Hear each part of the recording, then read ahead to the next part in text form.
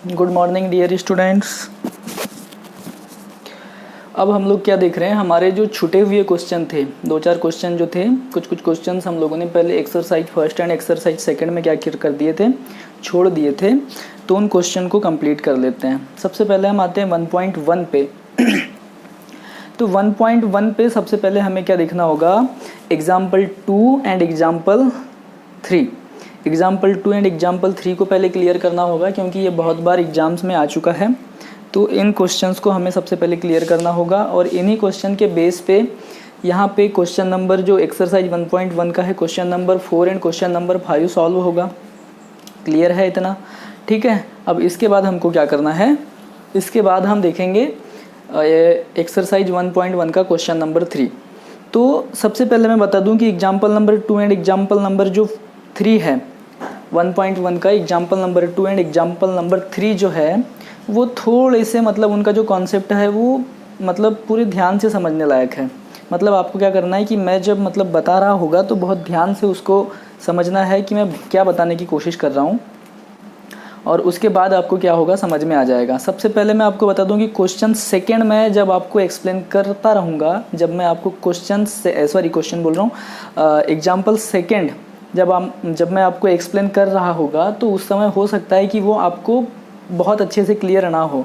लेकिन उसके सारे के सारे कॉन्सेप्ट क्लियर कब होंगे, जब मैं एग्जाम्पल थर्ड आपको समझाऊंगा। जब मैं आपको एग्जाम्पल थर्ड एक्सप्लेन करूंगा, तब आपको example second and example third दोनों के पूरे कॉन्सेप्ट क्या हो जाएंगे, क्लियर हो जाएंगे।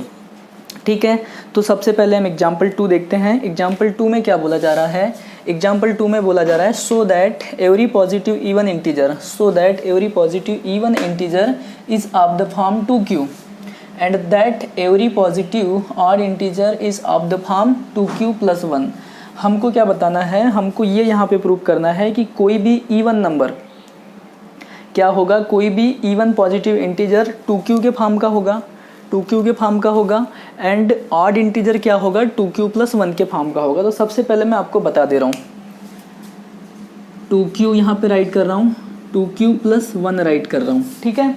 अब ये हमको क्या बताना है, इवन नंबर इस फॉर्म का होगा और ऑड नंबर क्या होंगे, ऑड नंबर इस फॉर्म के होंगे। तो ये एक्चुअल में कहना क्या चाह रहा है, सबसे पहले मैं वो क्लियर करता हूँ। ठीक है। अब देखो यहाँ पर, यदि मैं q की वैल्यू 1 रख दूँ, q की वैल्यू क्या रख दूँ, 1 रख दूँ, तो यहाँ पे क्या हो जाएगा, 2 × 1।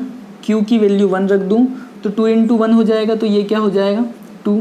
और q की वैल्यू यहाँ पे 1 रखूँ तो ये क्या हो जाएगा 2 × 1 + 1, ये क्या हो जाएगा 2 × 1 2 + 1 = 3। क्लियर है? मतलब देखो ये इवन नंबर की मतलब ये देखो, इसकी वैल्यू q की कुछ भी वैल्यू रखने पर क्या आ रहा है, एक इवन नंबर आ रहा है 2 आ रहा है, और q की वही वैल्यू रखे तो यहाँ पे 2q + 1 में क्या आ रहा है, 3 आ रहा है। क्लियर है? मतलब q की हम कोई भी वैल्यू रखते हैं। अब देख लेते हैं और एक दो मतलब एग्जाम्पल के थ्रू। अब q की वैल्यू मैं क्या रख रहा हूँ, 2 रख रहा हूँ, q की वैल्यू क्या रख रहा हूँ, 2 रख रहा हूँ। तो ये हो जाएगा 2 × 2 = 4। अभी 2q की वैल्यू आ गई 4, तो 4 + 1 क्या हो जाएगा, 5 हो जाएगा। मतलब q की वैल्यू 2 रखे तो हमने 2q = आया 4 और 2q + 1 क्या आ गया, 5 आ गया। तो आप लोगों ने देखे थे, जब मैंने q की वैल्यू 1 रखा था तो यहाँ पे आया था 2, जब मैंने q की वैल्यू 1 रखा था तो यहाँ पे आया था 3, जब मैंने q की वैल्यू 2 रखा तो यहाँ आया 4, और जब मैंने q की वैल्यू 2 रखा तो यहाँ पे आया 5।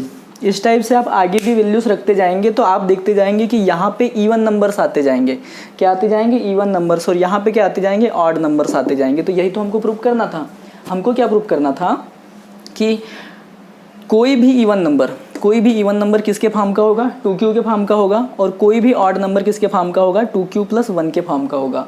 तो वही है, मैंने बता दिया कि ये 2q और 2q + 1 जो है, ये 2q क्या है, इवन टाइप का नंबर हो गया, और ये 2q + 1 क्या है, ऑड टाइप का नंबर हो गया। मतलब हम वहाँ q की कोई भी वैल्यू रखते हैं तो इवन नंबर, मतलब इसकी वैल्यू एक इवन नंबर आएगी और इसकी वैल्यू क्या आएगी, एक ऑड नंबर आएगी।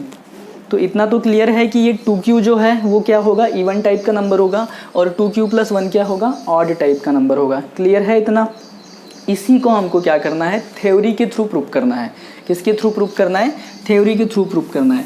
तो हम इसको प्रूफ करने के लिए क्या लेंगे, हम इसको प्रूव करने के लिए यूक्लिड डिवीजन एल्गोरिथम का यूज़ लेंगे, मतलब यूक्लिड डिवीजन एल्गोरिथम की हेल्प लेंगे। अब यूक्लिड डिवीजन एल्गोरिथम क्या कहता है? यूक्लिड डिवीजन एल्गोरिथम सबसे पहले मैं अभी आपको कैसे राइट करना है वो नहीं बता रहा हूँ, थोड़ा सा कॉन्सेप्ट क्लियर कर दे रहा हूँ। यूक्लिड डिवीजन एल्गोरिथम क्या बोलता है? A is equal to b q plus r. Clear है? A is equal to b q plus r, a is equal to b q plus r. ठीक है, अब ये देखिए, ये क्या था? 2q और ये क्या था? 2q plus 1। इसको मैं प्लस 0 यहाँ राइट कर सकता हूँ ना। 2q plus 0 and 2q plus 1। ये 2q को मैंने क्या कर दिया? 2q प्लस 0 राइट कर दिया और 2q प्लस 1 को 2q प्लस 1 राइट कर दिया। अब इस नंबर को देखो, ये यूक्लिड डिवीजन एल्गोरिथम में देखो, यदि हम यहाँ b की वैल्यू 2 रख देते हैं, b की वैल्यू क्या रख देते हैं? मैं यहाँ पे b की वैल्यू क्या रख दे रहा हूँ? 2 रख दे रहा हूँ।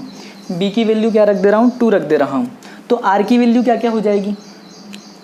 हमने यूक्लिड डिवीजन एल्गोरिथम में पढ़ा था कि b की वैल्यू हम जो भी रखते हैं उससे 1 नंबर कम तक, उससे 1 नंबर स्मॉल, वहाँ तक क्या हो सकती है? r की वैल्यू हो सकती है। मतलब b की वैल्यू मैं 2 रखूँ तो r की वैल्यू क्या क्या हो सकती है? या तो 0 होगी या 1 होगी, 2 कभी नहीं हो सकती। क्लियर है? 2 कभी नहीं हो सकती। ये क्या था हमारा? ये डिवाइडेंट था, ये डिवाइज़र था, ये क्वोशेंट था और ये रिमाइंडर था। तो रिमाइंडर की वैल्यू क्या क्या होती है? कोसेंट से 1 नंबर कम तक होती है। सॉरी, कोसेंट बोल रहा हूँ, डिवाइजर से 1 नंबर कम तक होती है। डिवाइजर की वैल्यू है 2, तो रिमाइंडर की वैल्यू क्या हो सकती है? रिमाइंडर की वैल्यू हो सकती है 0 एंड रिमाइंडर की वैल्यू हो सकती है 1। क्लियर है? ये थोड़ा सा आपको यहाँ पे थोड़ा कॉन्सेप्ट जो है वो यूक्लिड डिवीजन एल्गोरिथम वाला वीडियो पहले देखना पड़ेगा आप लोगों को, तब जाके क्लियर होगा। मैं क्या कहना चाह रहा हूँ, यूक्लिड डिवीजन एल्गोरिथम क्या बोल रहा है? A is equal to b q plus r. A मतलब डिवाइडेंट, बी मतलब डिवाइजर, क्यू मतलब quotient and r is equal to क्या होता है? हमारा रिमाइंडर होता है। क्लियर है? तो रिमाइंडर की वैल्यू क्या क्या होती है? यदि हम डिवाइजर की वैल्यू 2 रखते हैं, यदि हम डिवाइजर की वैल्यू क्या रखते हैं? 2 रखते हैं। क्या रखते हैं? 2 रखते हैं। यदि हम डिवाइजर की वैल्यू 2 रखते हैं तो रिमाइंडर की वैल्यू या तो 0 हो सकती है या 1 हो सकती है। क्लियर है इतना? ठीक है, अब देखो हम यहाँ पे क्या करते हैं, डिवाइज़र की वैल्यू 2 रख देते हैं। क्या रख देते हैं? डिवाइज़र की वैल्यू मतलब b की वैल्यू क्या रख देते हैं? b की वैल्यू मैं यहाँ पे रख रहा हूँ 2, तो r की वैल्यू क्या आ जाएगी? r की वैल्यू या तो 0 होगी या फिर क्या होगी? 1 होगी। क्लियर है? अब मैं r की वैल्यू पहले b की वैल्यू पहले क्या रखते हैं? 2 रख देते हैं, तो 2q प्लस r हो गया। अब r की वैल्यू एक बार 0 रखते हैं, एक बार 1 रखते हैं, तो a इज इक्वल टू क्या हो जाएगा? 2q, r की वैल्यू रखो 0 तो 0 और a इज इक्वल टू क्या हो जाएगा?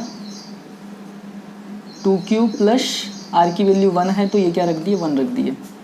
ठीक है, मैं क्या कहना चाह रहा हूँ, देखो a is equal to b q plus r था।